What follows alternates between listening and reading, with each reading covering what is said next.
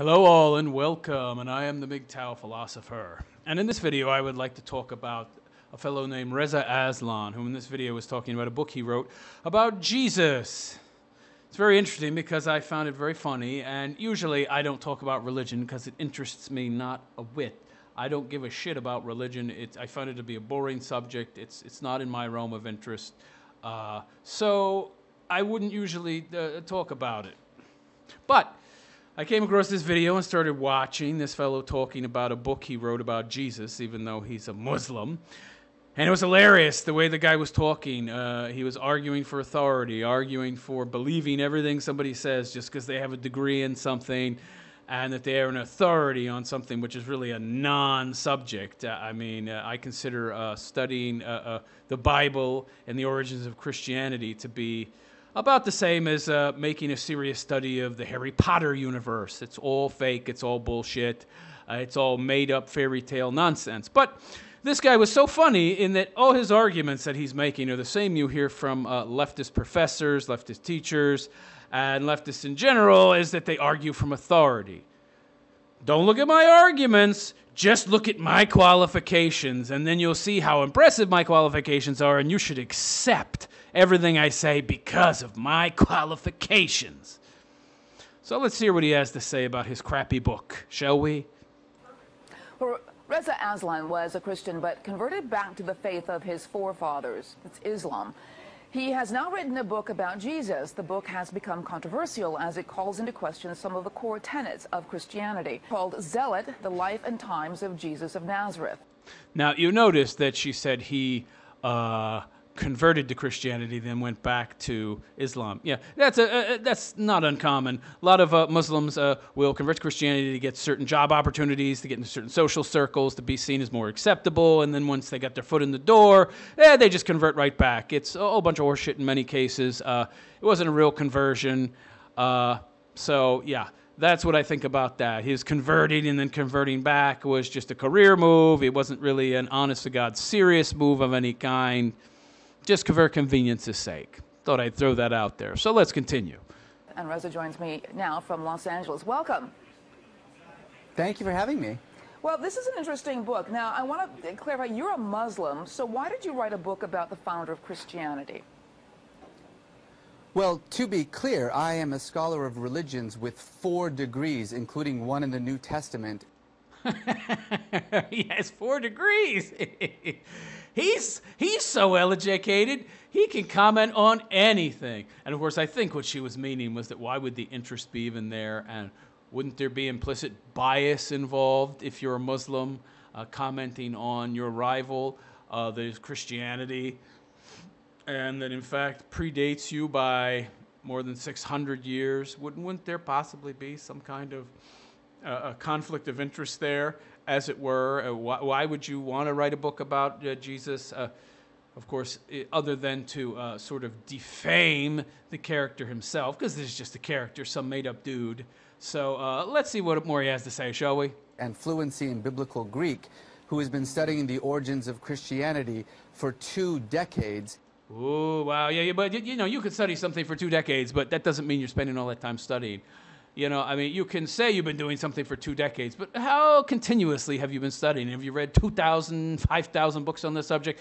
Just to say that you've been pursuing something for 2 decades doesn't really mean much. And by the way, saying that you've been pursuing study of the origins of Christianity is kind of like saying, I've been pursuing a study of the origins of Harry Potter. Okay? Of the writer of the Harry Potter books, and where the writer came from, and the experiences the writer had, who wrote the book. Books, that would be J.K. Rowling, by the way, and to make a study of her life. I mean, it's not a real subject, really. It's not an academic subject. I mean, of course, it would be a subject in the loose sense that it's a subject we're discussing, but come on, I don't take this guy seriously. He's basically saying that he's made a study of a fairy tale, and now it's some robust academic subject that is worthy of being included with other subjects like philosophy and mathematics and science and biology. Give me a break, would you? Who also just happens to be a Muslim. So it's not that I'm just some Muslim writing about Jesus. I am an expert with a PhD. Be wary of people who say they are an expert. First of all, most people who have some level of humility will understand that it's not very wise to call yourself an expert. It means you're rather insecure and you don't have enough faith in your own intelligence and abilities for other people to believe that other people will see your expertise and recognize you as an authority on a subject. No, you have to come out and actually say you are an authority and an expert. That speaks volumes about this guy. In the history of religions. But I have been obsessed with Jesus. Though, it still begs the question, why would you be interested in the founder of Christianity? Because it's my job as an academic. I am a... Does anybody out there really believe this guy's an academic or a propagandist? Professor of religion, including the New Testament. That's what I... You're a mouthpiece of the left, nothing more. I do for a living, actually. So you make your living as a propagandist, pal, not as an academic. So, I mean, it would be like asking a Christian why they would write a book about, you know, Islam. Money. I mean, I'm not sure about that. But honestly, I've been obsessed with Jesus for really 20 years. I've been studying his life and his work and the origins of Christianity, both in an academic environment and in a personal level. He's not an academic. He likes to throw that buzzword out there a lot to try and validate himself and his opinions, but he is no such thing. For about 2 decades. And just to be clear, this is not some attack on Christianity. My mother is a Christian. My wife is a Christian. Oh, yeah. You know people who are Christians. Your wife's a Christian, a Christian cuck, as they were, in the form of somebody who, you know, probably is a Christian apologist, no doubt, because Christianity is so horrible. Yes. Of course, they're all bunk, but whatever. They're certainly not all equivalent. My brother-in-law is an evangelical pastor. Anyone who thinks that this book is an attack on Christianity has not read it yet. But I want to read you some quotes from some people who are criticizing you. One from John Dickerson, who has written an op-ed piece on FoxNews.com, and he says, it's not a historian's report on Jesus. Is it an educated Muslim's opinion about Jesus? He says its conclusions are long-held Islamic claims, namely that Jesus was a zealous prophet type who didn't claim to be God. Well, that's actually not what Islam claims about Jesus. My book about Jesus overturns pretty much everything that Islam also thinks about Jesus as well. And to be clear, I just want to emphasize this one more time. I am a historian. I am in the history of religion. Sorry, I accidentally cut the video recorder there for a second, but he said, I am a historian. I am a PhD historian in religion. Buddy, you know, again, if you're having to go out of your way to tell the audience your qualifications, how good are you really at your job? If you're very good at your job and you are very self-assured and have a lot of confidence in your opinions and believe you're right and know you're right, and you're such an expert, you don't feel a need to tell everybody you're an expert. You don't feel a need to every 5 seconds quote your resume to everybody to get to accept the things that you say. This isn't a Muslim opinion. This is an academic work of history, not about the...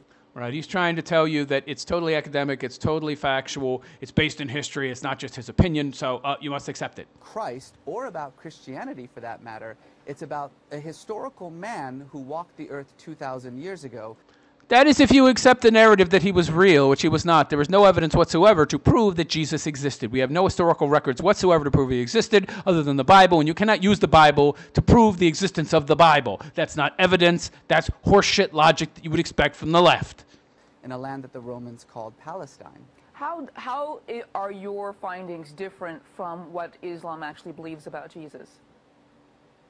Well, Islam doesn't believe that Jesus was crucified, first of all. Islam believes in the virgin birth. Well, they don't believe he was crucified. Well, I guess it doesn't matter. None of it's real anyway. I mean, Jesus was most definitely crucified, and my book does question the historicity of the virgin birth. So, again...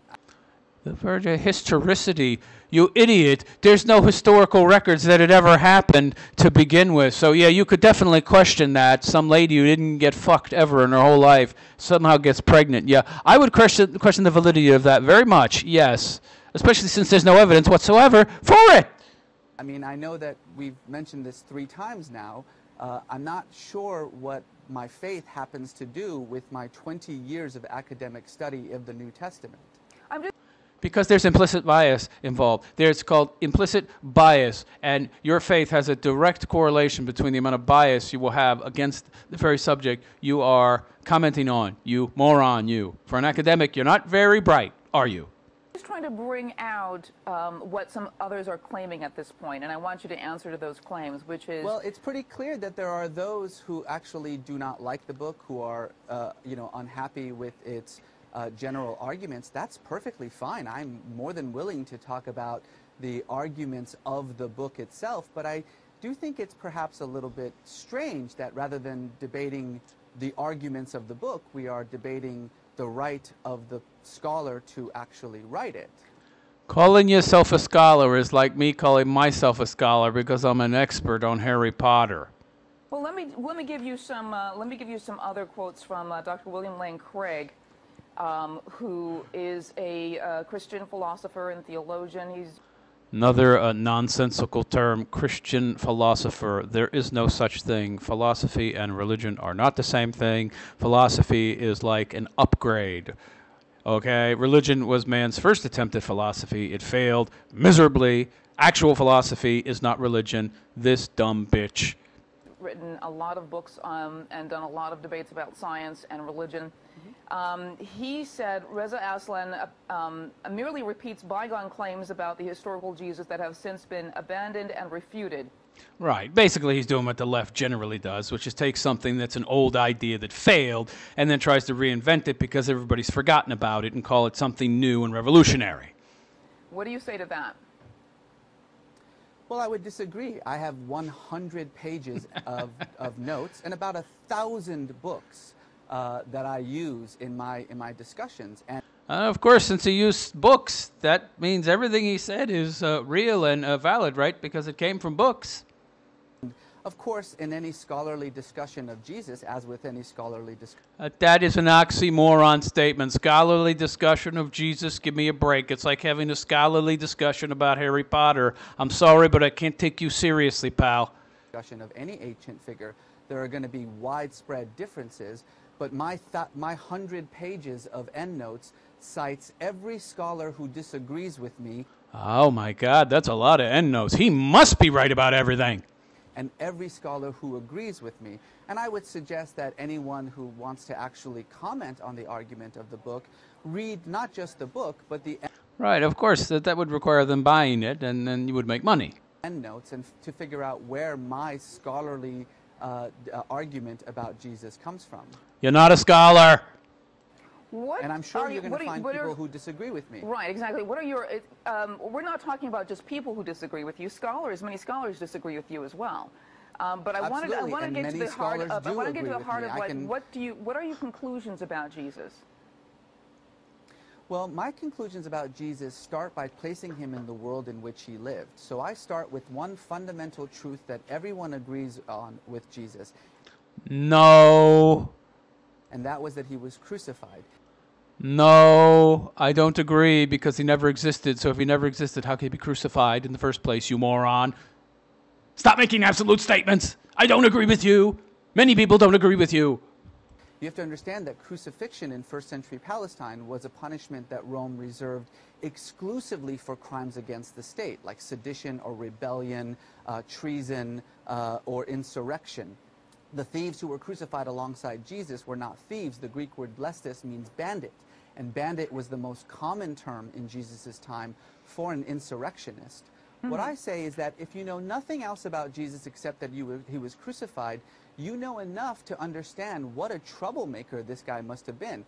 Well, I know that he didn't exist. I know that. The movement that he started was such a threat to the political stability of the empire that they actually had him arrested, tortured, and killed for it. If he existed, which he didn't. So I start with that fundamental fact, and then I take... It's not a fact because it's not real and there's no historical evidence. You need evidence first to claim something is a fact. You bonehead, you. Scholar? Not. The claims of the Gospels, as every single biblical scholar for 200 years has done.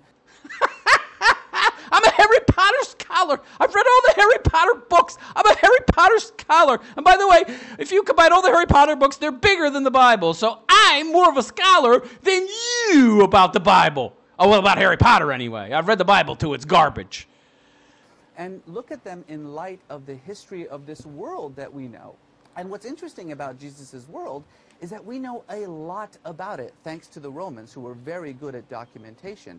Yes, and yet Jesus doesn't show up in those records. It's interesting. Yeah, that we know a lot, but there's no evidence of him. So if they were so good at keeping records and history is so robust, where is Jesus? And the picture that arises from this is of a real political revolutionary who took on the religious and political powers of his time on behalf of the poor and the meek, the dispossessed, the marginalized, who sacrificed himself in his cause for those who couldn't stand up for himself. Yeah, it sounds like a leftist to me. Any of those people out there who question that the Christian religion there's a direct correlation between that and leftist ideology, study religion a little bit. And whose death ultimately launched the greatest religion in the world. Yeah, That you left for some unknown reason, converted from Muslim to Christian, then back to Muslim again. What a ping-pong act. I want you to ask, actually there's another chat coming, and I want to get this on before we end this interview. Taylor Kane... Could be argued that he became a religion not just for career purposes, but also so that he could be more of a valid speaker later on when he wrote books about Jesus and other Christians and other such religious texts. Well, I was a Christian too for a while, so, you know, I have some validity there. Just says, so your book is written with clear bias, and you're trying to say it's academic. That's like having a Democrat write a book about why Reagan wasn't a good Republican, is it? That was good. That was real good. Look at his face. Look at his face. It's his first time he's actually shown an expression. I love it. It just doesn't work. Well, what do you say to that? It would be like a Democrat with a PhD in Reagan who... There's no such thing. Well, really, there could be, because it's the same goddamn thing. I mean, you're taking one person's supposed life and history, but actually being a PhD on Reagan would be more valid because Reagan was a real person. Has been studying his life and history for 2 decades, writing a... Right, there we go again. More of the authority. I'm an authority. I'm an authority, so you must listen to me. You must listen to me. This is all leftist groupthink bullshit. Book about Reagan. But then why would a Democrat want to promote... Oh, it's unfair. Ooh, it's unfair. That's life, meathead. Get used to it. Democracy by writing about a Republican. I see that the point is that... Ma'am, may I just finish my sentence for a moment, please? I think that the fundamental problem here is that you're assuming that I have some sort of faith-based bias in this work that I write. No, faith-based biases from somebody of faith, believing in something that you could only believe in if you have faith, where you would have bias because you have faith. No, there couldn't be a faith-based bias involved there. No. I write about Judaism. I write about Hinduism. You also probably write about them in a biased way, too. What's your point? Because you write about something, you must be unbiased on the subject? That makes no sense. I write about Christianity. I write about Islam. My job as a scholar of religions with a PhD in the subject... Here we go again with all this guy's qualifications. Can you imagine? This is like about the 6th or 7th time he's mentioned his resume in 7 minutes. So that's averaging once a minute. Can you imagine how insecure you must be to have to be constantly quoting your credentials to someone that you're having an argument with? Okay, but I'm an expert. I don't like your point. I have this to say about your argument. I don't agree with it because X, Y, and Z. And you're like, oh, well, but I'm an expert with 20 years experience. You have to listen to me. I'm automatically right. I'm an authority, God damn it. Don't you know that? Is to write about religions, and one of the religions that I have written about is the religion Reza, that was you're not launched just writing by... Yeah, he's an expert on all religions. Notice he used religions, plural, to let you know how broad and expansive his knowledge and experience is. Don't just question me on Islam and my bias toward Christianity. You can't question me on any religions. A religion from a point of view of an observer. I mean, the thing about it is that Why would you say that? You're promoting yourself Because you're not a Christian, idiot. as a scholar, And I've interviewed scholars who have written books on the resurrection, on, the real Jesus, and who are looking at the same information that you're saying. To say that your information is somehow different from theirs is really not being honest here. Ma'am, my information is not different from theirs at all. I'm afraid. Didn't you say earlier that you had a bunch of information? Your book was chock full of stuff that that Islamics who didn't believe, that Christians didn't know about or believe, that you were positing information that hadn't really been talked about before, and there was something new or different, edgy somehow, by implication in your book. Now you're saying, oh, it's not different at all. Well, why the fuck should I read it then? That it sounds like you haven't actually read my book or seen what I've said about the resurrection. It's good for toilet paper, nothing else. Why would she read it? Or about Jesus, or about his claims. I think you might be surprised in what I say. He didn't exist. It's very difficult for people who did not exist to make claims. There's no air going into non-existent lungs to form words. And there have been thousands of scholars who have written about this very same topic, many who disagree with me. Right, it's a boring, old, played-out subject, yada, yada, yada, going over the same shit 20 billion times, trying to interpret this and that in some new, different way so you can write a book and make some money on this cheap, useless subject. Many who agree with me. That's the thing about scholarship, is that it's a debate over ancient history. I would say it's a debate on whether or not you are a scholar at all. And I am one of those people making that debate. I don't know how. Anybody choosing you as a figurehead to debate on anything in regards to anything was making a big mistake. You and your 4 degrees and your PhD and your expert status. Fuck off. I think it's unfair to just simply assume, because of my particular faith background, that there is some agenda on this book. That would... That's such a far out assumption. That's so crazy that we would assume that you might have a bias. Nah, that's ridiculous.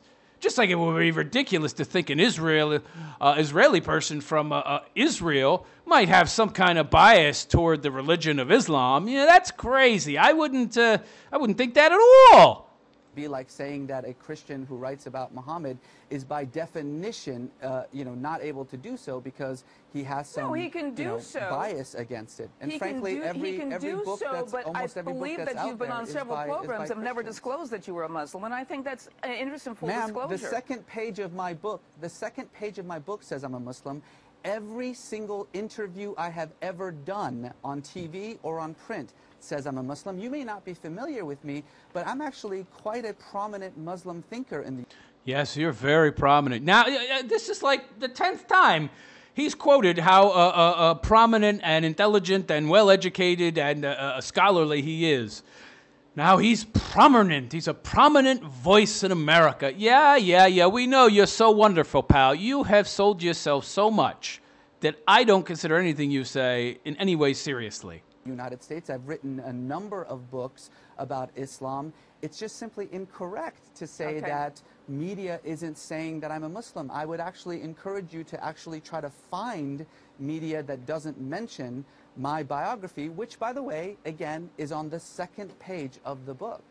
Right, which I'll never read fully. Nobody wants to read your crap. You're an insecure little child going on and on and on about what an expert you are in everything because you're too insecure and unsure of your own ability to realize that other people will see it, to trust that other people will see your intelligence and your expertise on their own without you having to tell them. That's how insecure you really are. All right, Reza, I want to thank you very much for coming on. I don't want to thank you at all, Reza, but you did provide entertainment. You were very entertaining. And on that note, I will bid you adieu. This is the MGTOW philosopher. Take care, all.